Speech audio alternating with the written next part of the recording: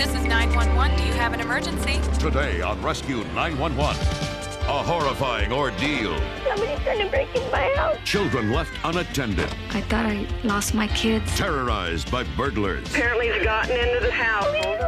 Be there for the dramatic chase. Plus, catch a terrifying ride down a dangerous hill. Hey, he's gonna run away, bud. Will one man's courageous efforts Hang on, bud. He's gonna hit us. prevent a fatal disaster? Only on Rescue 911.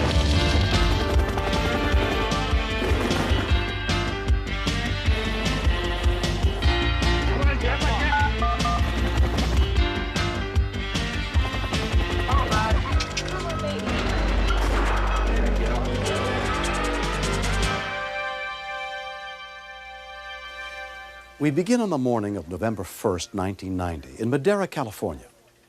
On that day, when 11-year-old Katrina Rollis woke up with a sore throat, her parents arranged for her to stay home from school.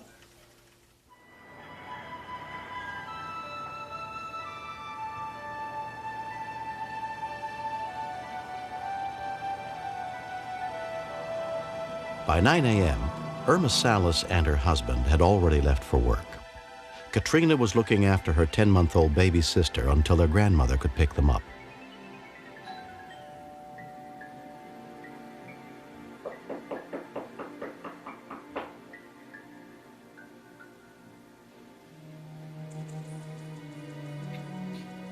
Katrina immediately called her mother at work. Hello, Mom? Yeah? There's somebody at our door and they're knocking and they won't stop. You don't know who it is? And I told Trina, if you don't know who it is, don't answer the door. All right.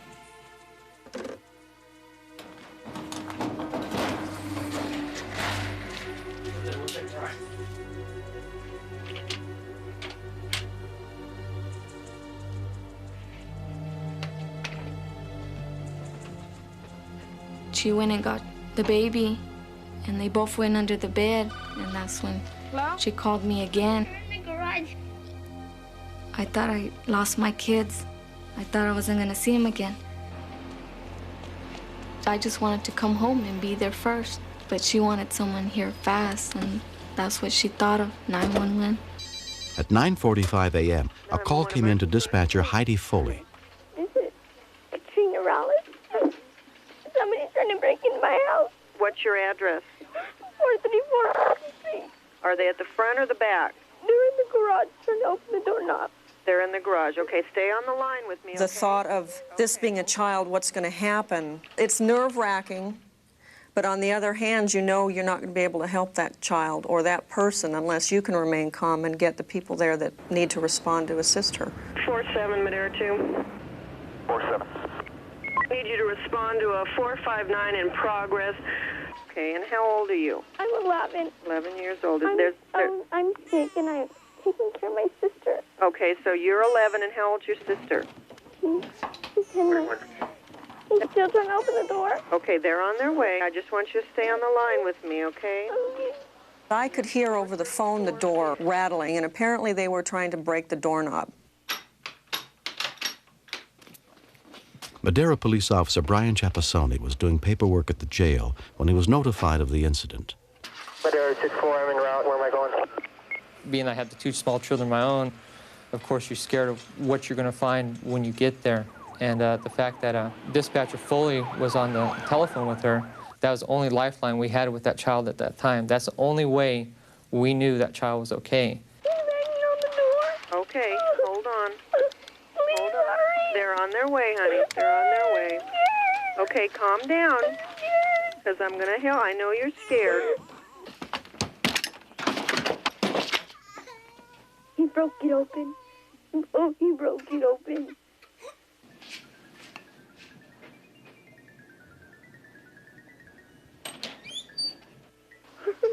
Okay, they're on their way, honey. Are they here? They'll be there in just a minute. Still have the little one on landline, Madera. Affirmative. Apparently he's gotten into the house. She's in one of the bedrooms. I'm trying to get further. Boosted up 64. Sorry. Okay, you got your little sister there with you? Yes. Once the suspects were in the house, then the urgency became intense. Where are you in? Were they actually just burglarizing the house, or were they after these kids? He opened the door. What room are you in, honey?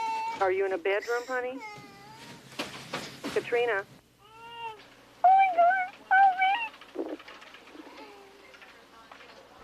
When we continue, it took me about 2 minutes to arrive at the scene. I was going upon the assumption that they were most likely armed.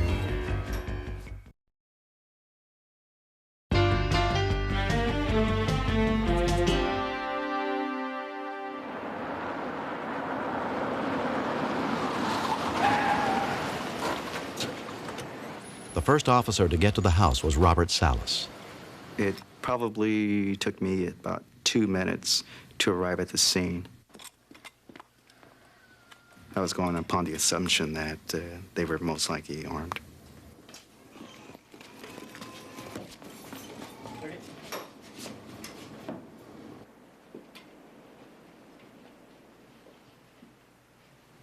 Everyone's clear. Somebody came in. Okay, it's probably a policeman, okay? So you just hold on. I'm scared. I know, honey. Clear. Clear. Bedroom's clear. Bedroom's clear. Girls are in here. The policeman's in your room? Yeah. Okay. All right, I'm going to hang up with you then, okay? Okay. Okay, bye-bye. Bye-bye.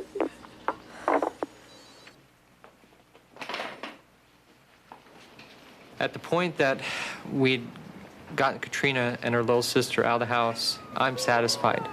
If we never catch these other guys, I don't really care. Of course, I do want to catch them, but you got to understand is I'm satisfied with the two girls being okay. Once they determined the house was clear, Officer Salas continued the search outside. Near a fence line, I observed some firearms. At that point, I determined that the suspects may have fled westbound through the canal. What were they wearing, yeah? When a neighbor was questioned, he said he had seen 3 youths running from the scene and gave a description of what they were wearing. Wearing brown clothing and hats. Just ran through the canal. Running westbound. Police Chief Gordon Skeels, who knew the area well, headed for a place where he thought the suspects might emerge from the canal. They took off running up over the bank, and I lost sight of them just for a second or two while I backed my car out and turned it around, but I knew where they went. Running towards Clinton right now.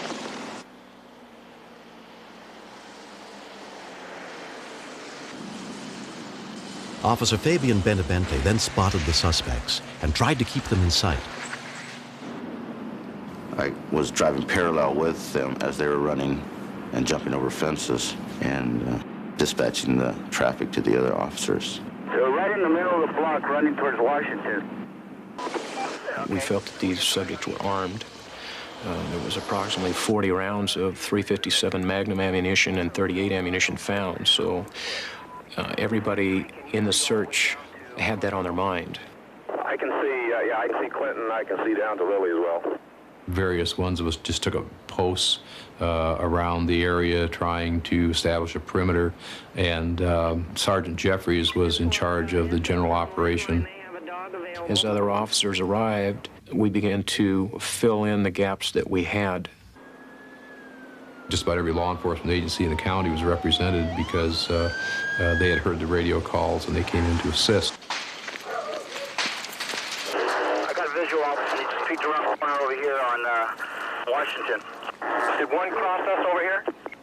Negative. He peeked around the corner, saw me, and took off back.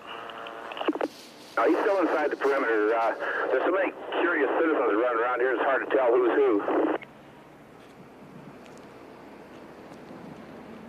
About 40 minutes into the search, 2 of the suspects slipped through the perimeter and eluded the officers. Hold it! Hold it! Police officer! Going east from Malone. We're not interested in meting out justice to them. It's not our job. And if we can take them without them being hurt or us being hurt or a witness being hurt or a victim being hurt, then we're all ahead of the game. Hold your position.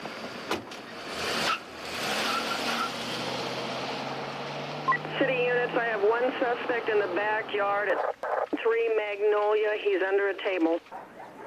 A citizen yelled at me and said that a young man with a baseball cap had just run into the backyard. Sheriff's Deputy Patrick Majeski was approaching from the other side of the yard. I knew I was close. I knew he was in there somewhere. Freeze, Sheriff's Department. Put your hands on your head. Crawl on out. Lay down on your stomach. Leave your hands on your head. 45 minutes after the search began, the first suspect was taken into custody.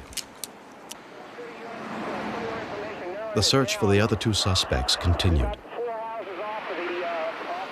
Shortly after Officer Chapisoni joined in, he spotted something. I had what I thought to be the second suspect due to his clothing and his demeanor. 21 through 64, he's running. We got him. He's going this way. I got him.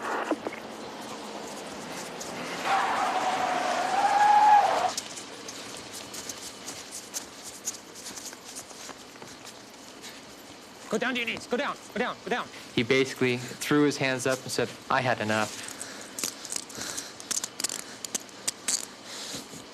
Madera 6-4, code 4, second one in custody, Madera. I was quite pleased of what we accomplished that day. Though the third suspect got away, he turned himself in 8 days later.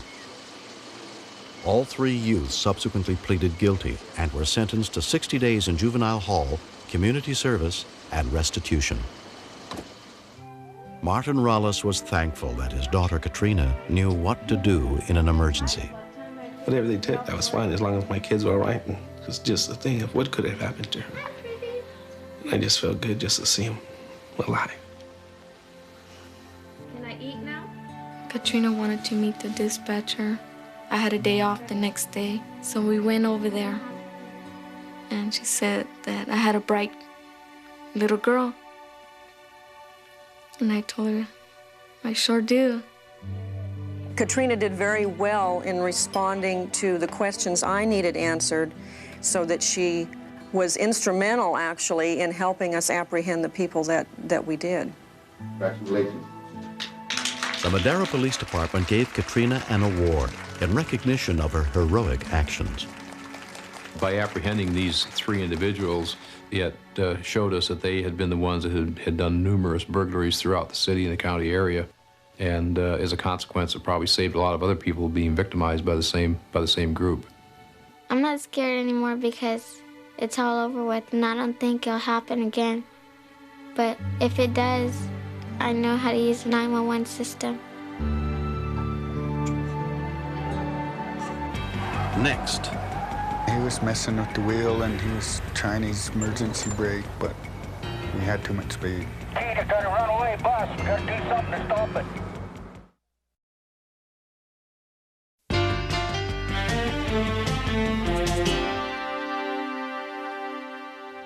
On August 15th, 1990, after spending weeks battling a series of forest fires 8,000 feet up in the mountains near the Idaho border, the Montana Indian firefighters were finally heading home to see their families.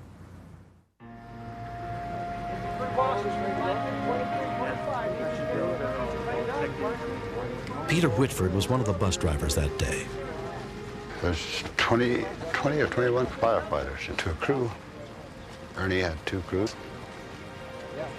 Now that's a lot of guys to be putting on one bus, you know, especially all that weight, plus all their gear they put on there. Everybody ready to go? Everybody ready to go. Okay, Ernie, have a good trip back. Ernie Heavy Runner was going to be driving the bus behind Peter. We just told him just drive careful because it's a long ways to the bottom and you're going to be using brakes just about all the way.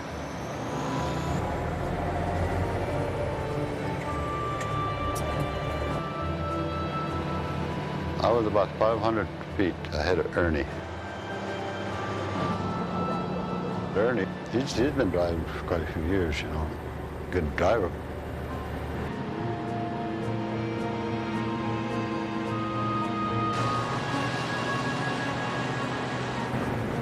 Crew Chief Michael Bullcalf was seated in the front of Ernie's bus. We just pulled out and headed down the mountain. Nothing seemed wrong, you know.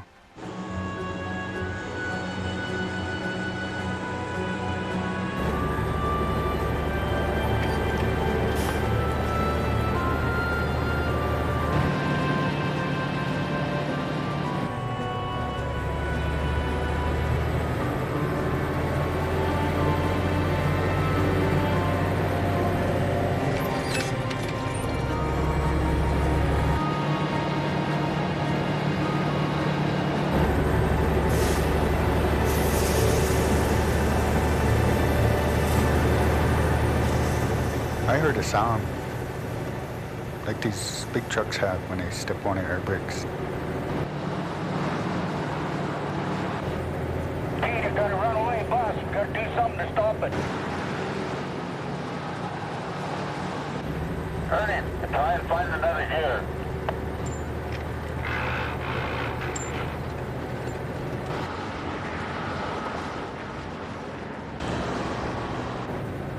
He was trying his different options. And he was messing with the wheel, and he was trying his emergency brake, and he was trying to gear down, but we had too much speed. The gears would just grind.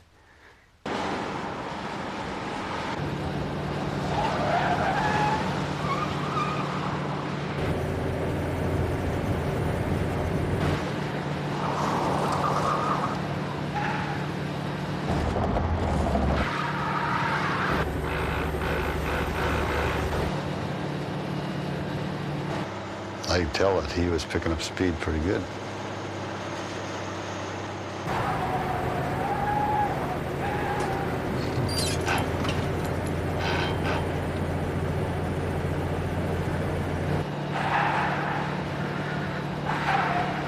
Turn it. Bring your bus right behind mine.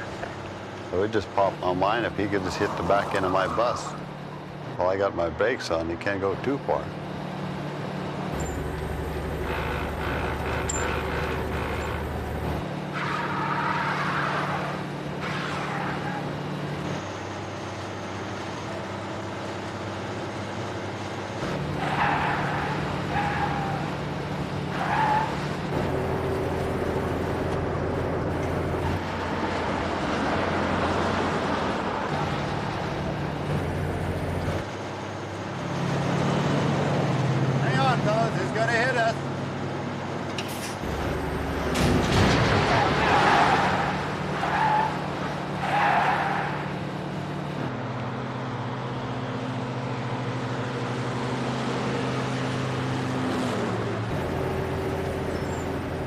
I hate to see a bunch of them guys go over the cliff. I figure I could prevent something. At the last moment, Peter moved over and Ernie drove right beside him. But everything happened so quick. And I just kept crowding him over, and that come to my mind right then, and I wasn't gonna let him go by me.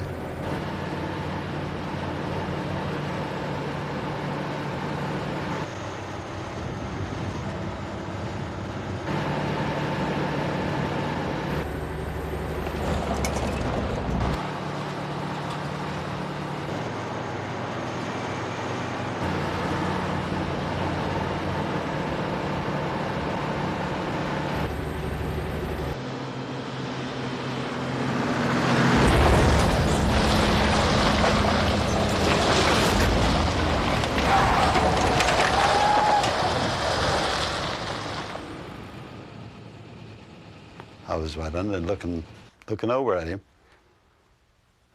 I asked him, "You all right?" He was a little shook up. I don't blame him, you know. After everybody got off, I told Ernie, "Let's go, Ernie." Yeah. Okay. And he wouldn't let his steering wheel go. So I just kind of had to take his hands off for him and stand him up and help him out. Everybody out, Mike? Yep, everybody's out. Okay.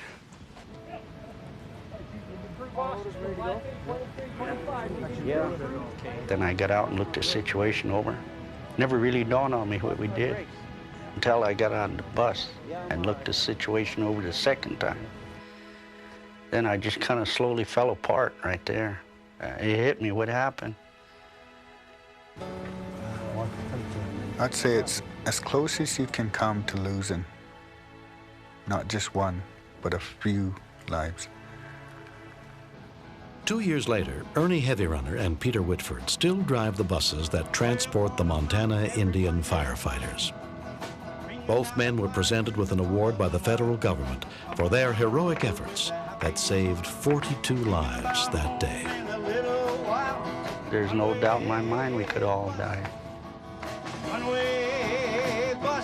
Even if one of us lived, I know I wouldn't have wanted it to have been me, because I wouldn't want to have to live with it the rest of my life. I think Peter saved us all, really. He's the guy that drove into us and pushed us into the cut bank. The boys were thankful for what I did. They still thank me. Every time I see them on the street, they say, "You've done a good job, Pete. We're still walking around here."